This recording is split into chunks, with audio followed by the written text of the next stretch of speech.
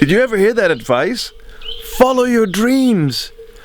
But what if those dreams are way bigger than your skills, your wallet and your mental resilience? Then what? Right now, I live off-grid in the countryside of Portugal, trying to build a home and an eco-empire with scrap materials, pallet wood, mud and some elbow grease.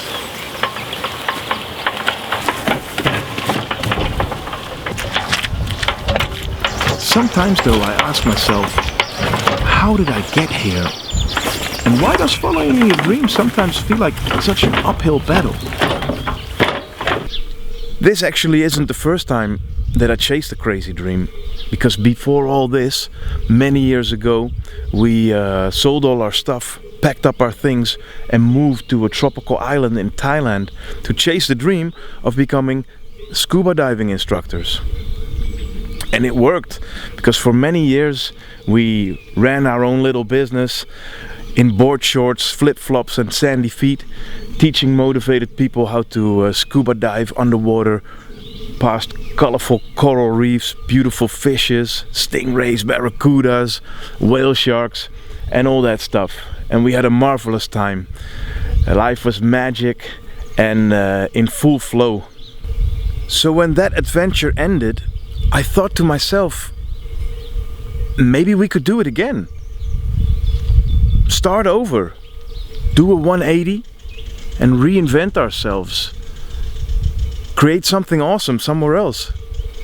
But this time, on land, in Europe, off-grid, self-reliant, sustainable. What could possibly go wrong? If you can dream it, you can do it. In the last 10 months of our stay in Thailand, we lived in a permaculture educational project in the north to get some hands-on experience in sustainability and permaculture. Learning from YouTube videos, books and trial and error is one thing, but being fully immersed in this inspirational world, getting hands-on experience and being surrounded by like-minded people, that's something completely different, of course. So we got tons of experience in communal living, gardening, making compost, food forestry, but also lots of natural building. And this period really helped to inspire us and shape the idea of one day creating such a life for ourselves. We pictured a future with food forests, with ripe, fragrant, dangling fruits, chicken coops with happy hens full of eggs, solar panels, building our own mud house, and our kids running barefoot through the gardens, picking strawberries. The good life. So when the Thailand chapter closed, we packed up, flew to the motherland and crossed Europe in a camper on an incredible adventurous journey, exploring, and in the end eventually we ended up settling down here on this beautiful piece of land in the south of this peaceful country called Portugal. And well, with hope, with ambitious idealistic plans and zero clue of what we were actually getting ourselves into, we dove into the adventure to create a Garden of Eden here. So in the early days of this place, we literally had to hack our way onto the property, because these ferns that you see here and the brambles, they were 4 to 5 meters up in the trees, and it was impossible to access the land. And it was quite a nice mission actually to conquer back this place, because the whole family got involved. So it was actually really nice. So pretty soon after entering the land, we started to establish a little home base here. And well, in hindsight, we had the priorities all mixed up. But anyway, we started to make some garden beds, and actually we incorporated the mulched brambles that we hacked away into the garden beds, because the problem is the solution.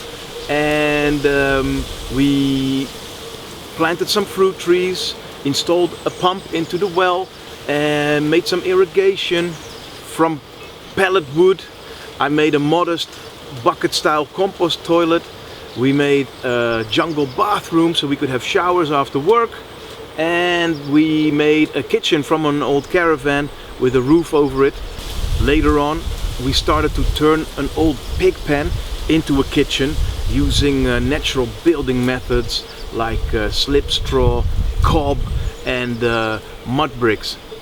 And of course we restored a small part of the ruin to be able to live, because we did spend about a year and a half living from our camper here.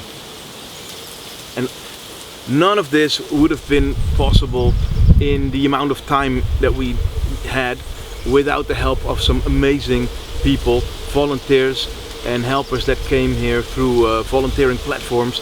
And many of them became friends that keep returning to our place. Many of them ended up settling down in Portugal as well, some even in the area here. So it's really amazing.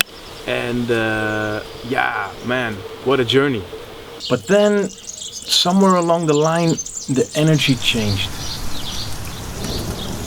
I was always financially a little bit illiterate, but then, caused by the corona situation, a big chunk of our income fell away and the money started drying up really fast. Then I got into a bit of a burnout, isolation, depression popped up that made life feel incredibly heavy and not dreamy at all anymore. And after some self-reflection, well, I realized that I stepped out of my life flow and put myself in a situation that is incredibly hard and challenging and at times uninspiring for me as a person. I mean, initially I was inspired by community vibes and symbiosis, yet here I am solo in the middle of nowhere trying to figure things out. And then all these unfinished projects around me, right? At some point you get out of bed and all you see is the things that still need to be done. And well, reality is not a drag and drop video game. And at this point we need bedrooms for the kids, man, not swings and tree houses anymore, right? And it was not just the actual garden that was being overgrown by weeds and thorns, but also the inner garden started to become unhospitable and spiky. We weren't thriving anymore, but it was more like surviving. And well, try to manifest and dream yourself out of that situation without a budget. Good luck. And I really started asking myself, right? I mean, what was I thinking? Was this all a mistake? When I came here buzzing with ideas? Did I romanticize the whole thing? Did I read a few too many inspirational quotes on Facebook? Did I think I would have access to the Akashic records? Or that Joel Salatin, Jocko Willink and Vandana Shiva would become my spirit animals to help me out? Should we sell and pack up and buy an apartment somewhere close to town? Close to the bakery and the cafe, schools and the bus stop? Have a proper house where all the light switches work and the toilet flushes and the kids can have their own bedrooms? Or maybe even more extreme, should we move back to the Matrix and find an office job? Could we even do that after all these years? Now I can hear some of you say, no, don't go back to the Matrix, it sucks, we're here. Some other people may say, do the responsible thing for your kids, fella, and move. Fair enough. Maybe it is time to face the music. But the thing is, I just don't want to give up on this thing. First of all, I don't think I want to go back to the Matrix and live a mundane life in suburbia. And second of all, I don't want to have another dropout trophy in my collection because I'm running out of space in there. But anyway, after some more self-reflection and introspection, I realized that not every dream needs to be crushed 24/7 like some David Goggins video. I mean, a kick up the butt is sometimes necessary and justified, but sometimes you just need to have a nap to recuperate, replenish and regroup, and maybe a change of direction is needed, like in my case.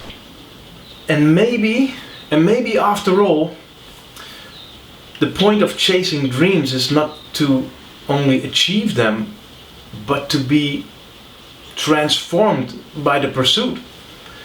maybe the journey is indeed the destination.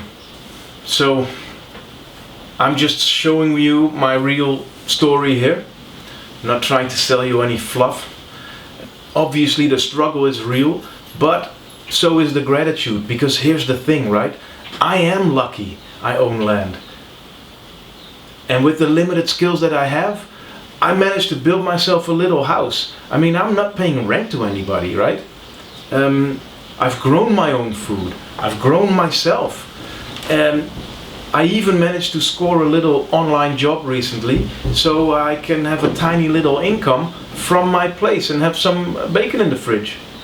And the things I've learned along the way are incredibly invaluable. And what they say is true, cheesy as it may sound. True growth can be found out of your comfort zone.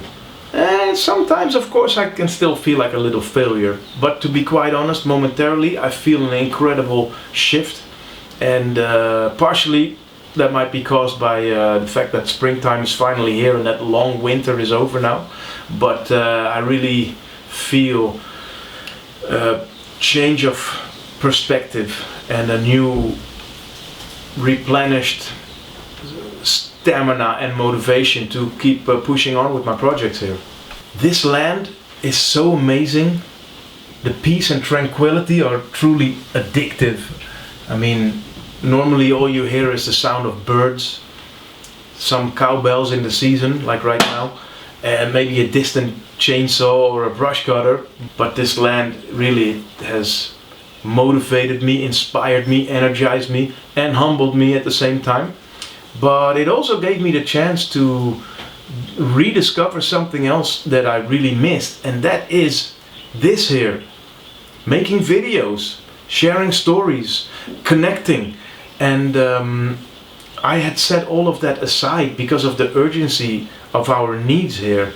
But realistically, right now I feel like in order for me to ignite my inner spark of creativity and curiosity and fun, I need to pick up these kind of things again. So here I am, starting this new channel.